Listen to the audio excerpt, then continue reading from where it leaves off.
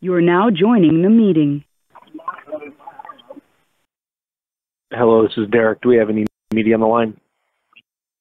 Yeah. Okay. Hello. All right. Just making. Okay. Good. Excellent.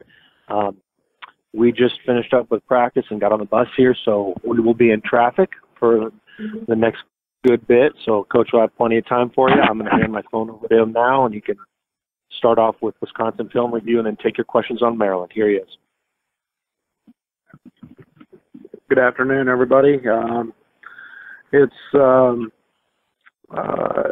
got done with practice for Maryland, and going back into the Wisconsin game a little bit, it was fairly frustrating, I think, from the standpoint that we held half to 9, had him in foul trouble, really kind of had him where he was not a huge impact on the ball game, which is very unusual, and yet felt like we got very, very good shots, and we going back and film, we missed 16 layups at the rim, and then 10 free throws, and that makes it very, very challenging to beat a very, very good basketball team. Whether you're at home or on the road, you've got to take those opportunities. Even if we finish half and do half, we're in good shape. But I thought we took some great strides defensively. I thought we made them uncomfortable, got them out of swing, and yet it was still Wisconsin capitalizing on the mistakes that we did make, and messing up a coverage or not handling a switch. And you give Wisconsin, and they're a veteran team, and they capitalized on all those things, and so it made it challenging. I got a great night from Georgie. Been very impressed with him. 18 offensive rebounds in the last 3 games. He showed us a little bit of his offensive package. Beating people off the dribble, backing people down. You got to see a little bit of his footwork with all of his pivots. And again, he proved to be a very, very tough guard for the opponent. So we need that to continue. And obviously we've got Bruno Fernando, who's probably the top big in our conference. He's averaging a double-double. And then Anthony Cowan is the head of the snake at the point, who's averaging close to 18 a game. And, had a big game against us last year. He's probably as fast, as quick with the basketball as anybody else. And then they've got great pieces to go around, and they shoot the ball exceptionally well. And but this game will be a big part of this will be on the glass. We have to create some extra opportunities ourselves, and then we've got to limit them to one shot.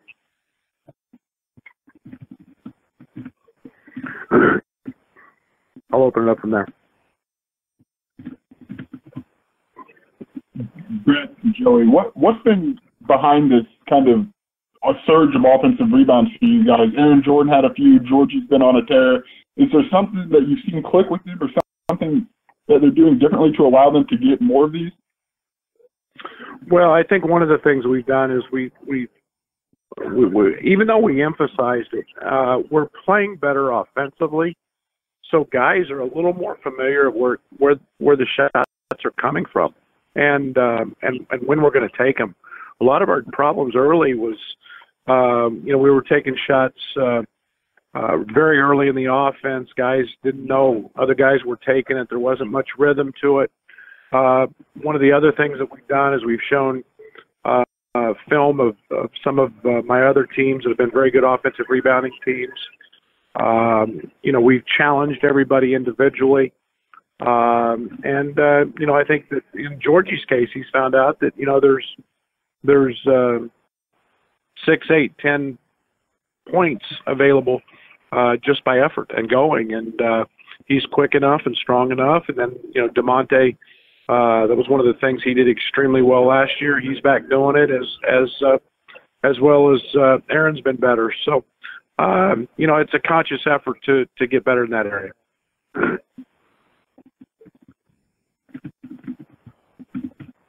Hey, Brad, this is Scott. Maybe a follow-up to that. this stretch with Georgie with 18 offensive rebounds in the last 3 games. Have you seen a similar stretch from another player you've coached like that? Yeah, Mitchell Solomon at Oklahoma State was a phenomenal offensive rebounder. He was not as good as an offensive player. I think Mitch had maybe 9 or 11 in a game in the Big 12. And it's we've talked a lot about making sure we're winning the possession battle. And again, Georgie's one of those guys that we give cards before every game with 2, 3, 4 just key points to focus on going in the game, and Georgie really takes those things to heart and tries to go about doing those things, and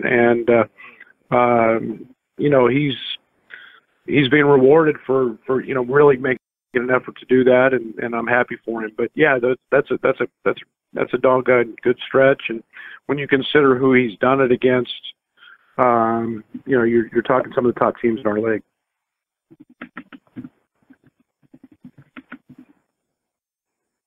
Another follow-up to that, I guess, Brad, is with Georgie having the success, is some of this being able to be a little more aggressive as he's learned how the game is called and doesn't have to worry about picking up fouls, or is anything like that?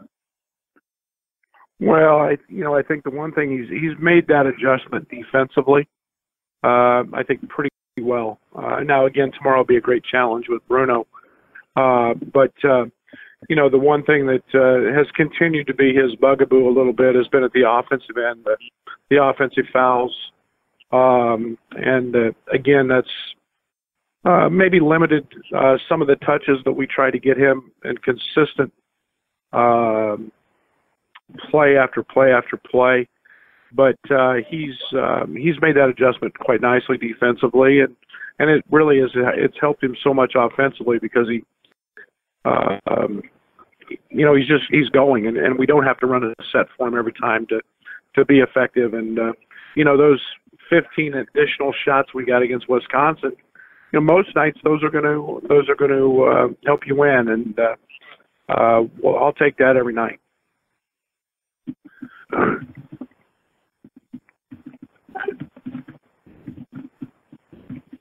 You mentioned Anthony Cowan, at the beginning, and how has he maybe changed his game a little bit, where he's scoring a little more, but still really running that offense from the point and distributing, but really becoming their top option offensively as well? Well, the one thing that they do is they have great balance. Ayala gives them another ball handler. Last year he was, primarily in that role. Ayala can handle it, and they move him off the ball some. They stick him on the baseline. They bring him off a lot of dribble handoffs. And again, I think any perimeter player who's got the skills that he does can be enhanced by a guy like Bruno. And then Bruno's having a phenomenal year. And then the other thing that's so impressive about Cowan is the fact that he's probably the smartest guard in the league in terms of drawing fouls. His free throw numbers, he'll be a kid that'll, he's going to approach 150 or so free throws, on the year or more than that. And, he's figured out how to score the basketball, and he doesn't need a lot of shots, but they do run actions to him. But he's just a guy that knows how to put points on the board and fill the stat sheet at the end of the night.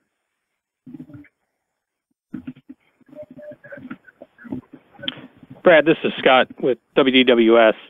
What's your calculus for how you intend to use your bench going into a game, or is it more as the game goes along? I'm thinking back to Minnesota, when a lot of guys saw action pretty quick in the ball game versus times when the bench is shorter. What's your thought processes on those? Yeah, there's a couple things that go into it. One, matchups. You like certain matchups with certain guys, no matter, and it may not be against just their starters, may be against who they bring off the bench, and know that you can bring a guy in and feel good about that matchup. Whereas maybe the starters not as good a matchup when you go to your bench. I think the other thing is you have to have a feel for the game. and how it's progressing. Tempo is something that's important. You had a much, much higher tempo game in the Minnesota game as compared to the Wisconsin game. And then there were so many stoppages in the second half of the Wisconsin game. Guys were rested. And, and then I felt really, really comfortable with how we were playing defensively in that game. And I liked our matchups. And so, there's it's not just random. There's always some thought. We look at, matchups with Samba. We look at matchups with AD. And, we try to play to those a little bit as well.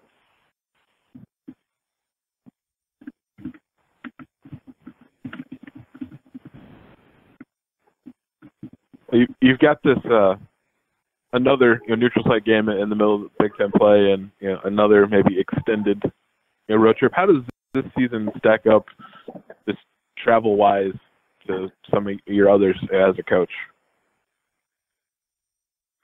Well, I think it's more of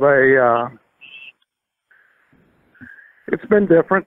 There's no question. I think it's been very, very, very unique from the perspective of being a high major program, and having this much travel.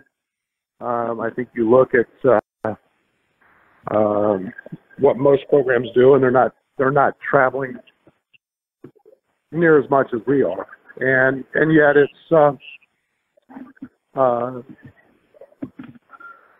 it is what it is. We had very little control over the schedule, and we inherited this, and the New York City game it's a great opportunity. It's great for our guys, and yet it's when you combine it, it seems like we've been on the road a whole bunch, and I'd rather have every game in the State Farm Center in the non-league and be able to do that, or have an occasional road game. But yeah, that's it is what it is, and I probably wouldn't be as concerned about it if we were a veteran team of juniors and seniors and ready for those. But all in all, it's been a good experience, and at some point it's going to pay off for us. Does having this game in a neutral site at least mitigate a bit of you lose a home game, a true home game in the Big Ten schedule for the United Center game? Does it help that this isn't in Maryland's home arena? Well, yeah. There's no doubt. I'd much rather play at the Garden than I would at Maryland. Maryland's got one of the elite fan bases. They're one of the elite programs in the country. Their student section is phenomenal. I played here 2 years ago when I was at Oklahoma State, and we lost at the buzzer. And I said that was as good a home environment as we played in front of that year. So yeah, absolutely. It's a better option than playing on their site. And it's the Garden. That's the one that's the one thing that our guys are excited. It's an opportunity to play in the Mecca and in Madison Square Garden, and I probably wouldn't be as excited about it if it was our home game.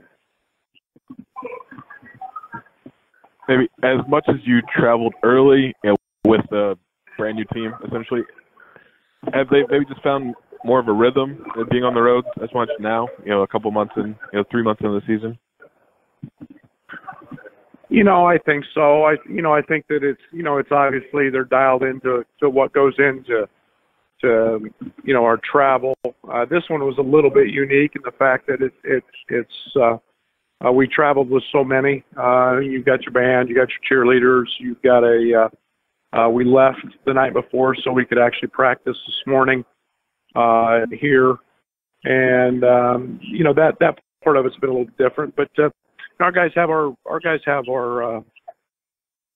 routine down pretty well now, and know what it takes, and they know their business trips, and yet we try to every opportunity we can we try to have some fun and let guys see some things that they haven't seen or normally don't do.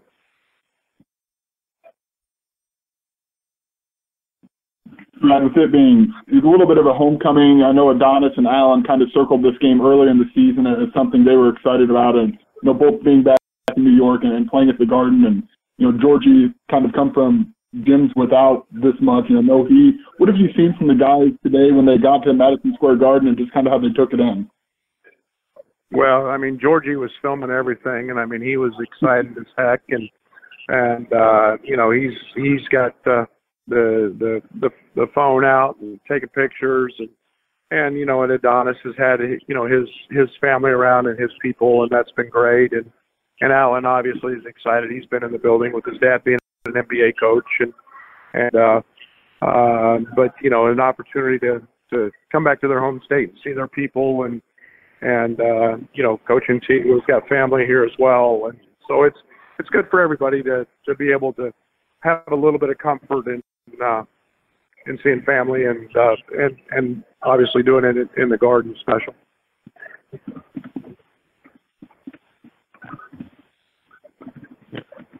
Andres has provided a spark off the bench here in the last couple of weeks, maybe a little more, getting back to what he showed early in the year. Just what else would you like to see from him? Well, I think the one thing we've been striving for with him is consistency on the defensive end. He can be at times he's a dominating defender, and that's the one thing that he's been awfully good offensively all year long. And we'd like to see him maybe a little more consistent from the three, but what he does is breaks the defense down. He's strong. He's got a great body. He's a great passer.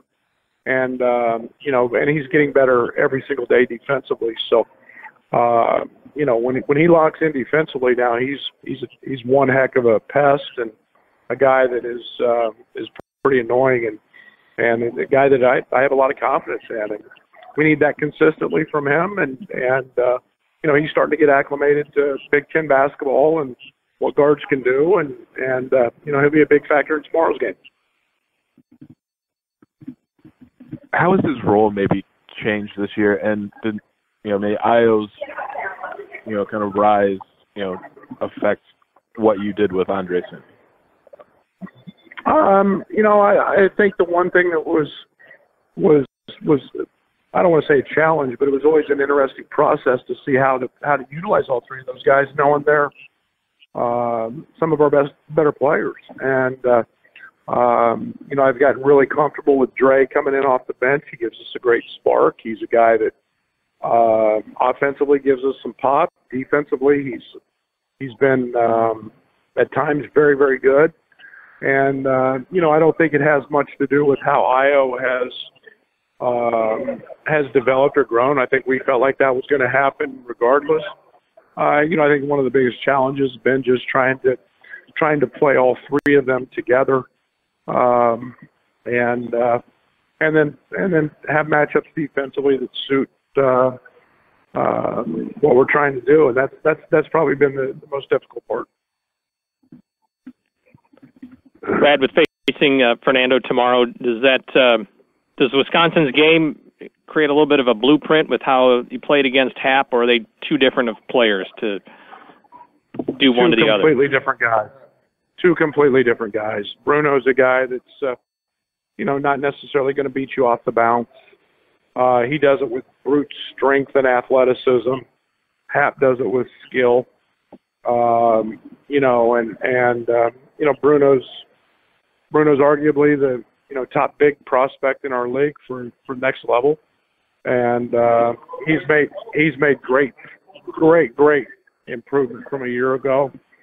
He gets over his left shoulder. His jump hook is just about automatic. And, we've got to knock him off his spots, and we've got to not allow him to get deep post-ups. And to do that, we've got to have great work early from our perimeter guys to not let guys catch it on the wing or get the ball where they want to. So they're completely different players. But, Georgie's seen that before, and AD and Samba are going to have their opportunity as well, so we'll throw some bodies at it.